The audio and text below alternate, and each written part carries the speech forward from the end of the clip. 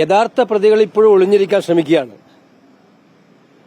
ഇത് നമുക്കറിയാം. CPM-ന്റെ ശൈലി അറിയാത്തവരല്ലോ നമ്മളാരും. CPM-ന് ഗവൺമെന്റ് അറിയാതെ, പാർട്ടി അറിയാതെ, ദേവസ്വം ബോർഡല്ല ഏത് പൊന്നുതമ്പുരാൻ വിചാരിച്ചാലും ഇത്തരം കാര്യങ്ങൾ ചെയ്യാൻ കഴിയില്ലെന്ന് ആർക്കാ അറിയാത്തത്? ശബരിമലയെ സാമ്പത്തിക സ്രോതസ്സാക്കാൻ ശ്രമിച്ച സർക്കാരിന്റെ നടപടി തന്നെയാണ് ഇതിന്റെ ഭാഗമായിട്ട് നമ്മൾ മനസ്സിലാക്കേണ്ടത്. പിന്നെ വേറൊന്ന്, കഴിഞ്ഞ ദേവസ്വം ബോർഡ് കുറ്റക്കാരാണെങ്കിൽ അതേ സ്വർണ്ണപ്പാളിയും അതേ തകടും കൊടുത്തയച്ച ഇപ്പോഴത്തെ ദേവസ്വം ബോർഡിന് ഒരു ഉത്തരവാദിത്വമില്ലേ?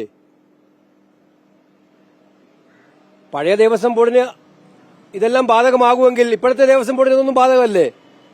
അവർക്കും ബാധകമാണല്ലോ. അവരും കൊടുത്തുവിട്ടല്ലോ, ഇതേ പോറ്റിക്ക് അവരും കൊടുത്തുവിട്ടല്ലോ. അപ്പോ അവരെ വെള്ളപൂശാനുള്ള ശ്രമം, ഇതിനകത്തുള്ള രാഷ്ട്രീയ നേതൃത്വത്തെ വെള്ളപൂശാനുള്ള ശ്രമം, ഇതൊന്നും ശരിയായ രീതിയിലല്ല. അയ്യപ്പന്റെ മുതൽ കെട്ടവർക്ക് ആരായാലും അവരെ പൊതുജന മധ്യത്തിൽ കൊണ്ടുവരുന്നത് വരെയുള്ള പോരാട്ടവുമായി ഞങ്ങൾ മുന്നോട്ട് പോകും. അല്ല, അത് ഞാൻ പറഞ്ഞത് മനസ്സിലാക്കേണ്ടത് ഇതാണ്. അവരാദ്യം കുറെ ഉദ്യോഗസ്ഥന്മാര്, അപ്പൊ വ്യാപകമായ ആക്ഷേപം വന്നു. ഇപ്പൊ ബോർഡ് ഉണ്ടെന്ന് പറയുന്നു. എന്തായാലും ഇതിനകത്ത് വസ്തുനിഷ്ഠമായിട്ടൊരു അന്വേഷണം വേണമെങ്കിൽ കേരളത്തിന് പുറത്തുള്ളൊരു ഏജൻസി അന്വേഷിച്ചാലേ പറ്റുള്ളതും കോർട്ട് മോണിറ്ററുടെ അന്വേഷണം നടത്തിയാലേ നടക്കുള്ളൂ. ഇത് ആളുകളെ രക്ഷിക്കാൻ വേണ്ടിയിട്ടുള്ള ശ്രമമാണ് ഇപ്പോൾ നടന്നുകൊണ്ടിരിക്കുന്നത്. പക്ഷെ ഞങ്ങൾ ഇത്തരം കാര്യങ്ങളിൽ ശക്തമായിട്ടുള്ള നിലപാടുമായിട്ട് മുന്നോട്ട് പോകും.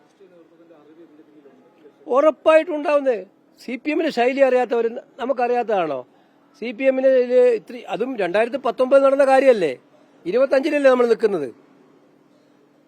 ഇത്രയും കാലമായിട്ട് പാർട്ടി ഇതൊന്നും അറിഞ്ഞിട്ടില്ല എന്ന് പറയാൻ, ഇത്രയും കാലമായിട്ട് ഗവൺമെന്റ് ഇതൊന്നും അറിഞ്ഞിട്ടില്ല പറയാൻ, മന്ത്രിമാർ ഇതൊന്നും അറിഞ്ഞിട്ടില്ല എന്ന് പറയാൻ,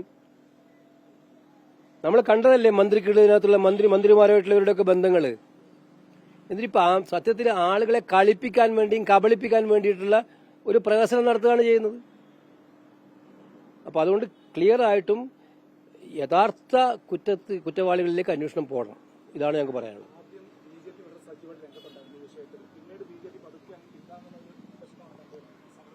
അത് കേരളത്തിലെ ഇപ്പൊ എല്ലാവരുടെയും മനസ്സിലുള്ള ഒരു ചോദ്യമാണ് താങ്കൾ ചോദിച്ചത്. എന്തുകൊണ്ടാണ് നാഴികക്ക് 40 വട്ടം ഇത്തരം കാര്യങ്ങൾ പ്രസംഗിച്ചു നടക്കുന്ന അവര് ഈ കാര്യത്തിൽ മുന്നിൽ വരാത്തത്? ആരാണ് അവരെ തടസ്സപ്പെടുത്തുന്നത്? ഈ ചോദ്യം കേരളത്തിലെ പൊതുസമൂഹത്തിന്റെ ചോദ്യമാണ്. ആ ഉത്തരം അവർ പറയും എന്ന് ഞാൻ വിചാരിക്കുന്നുമില്ല. ഈ വിഷയത്തിലല്ലെന്ന് കേരളത്തിലെ എല്ലാം ഇപ്പൊ കൃത്യമായിട്ട് പോവാണ്. പ്രഖ്യാപിതമല്ലാത്ത അപ്രഖ്യാപിത മുന്നണിയാണ് CPM BJP മുന്നണി കേരളത്തിൽ. അത് ദേവസ്വം പ്രശ്നത്തിലുണ്ട്, അത് ED നോട്ടീസിലുണ്ട്. കൃത്യമല്ലേ? 2023 നോട്ടീസ്. ഇപ്പോഴാണ് നമ്മൾ അറിയുന്നത് ഇങ്ങനെ നോട്ടീസ് കൊടുത്തിട്ടുണ്ടെന്ന്. ആദ്യം സമൻസ് അയച്ചപ്പോ പോയില്ല, രണ്ടാമത് സമൻസ് അയച്ചോ ഇല്ല. ഇത് സാധാരണ പൗരനാണെങ്കിൽ എന്തായിരിക്കും സ്ഥിതി? മുഖ്യമന്ത്രിയുടെ മകന് ED നോട്ടീസ് അയച്ചാൽ ED എന്തുകൊണ്ടത് പൂഴ്ത്തിവെച്ചു? ഇനി ED ചെയ്യുന്നത് തെറ്റായിട്ടുള്ള കാര്യമാണെങ്കിൽ മുഖ്യമന്ത്രിയും പാർട്ടിയും എന്തുകൊണ്ട് പൂഴ്ത്തിവെച്ചു?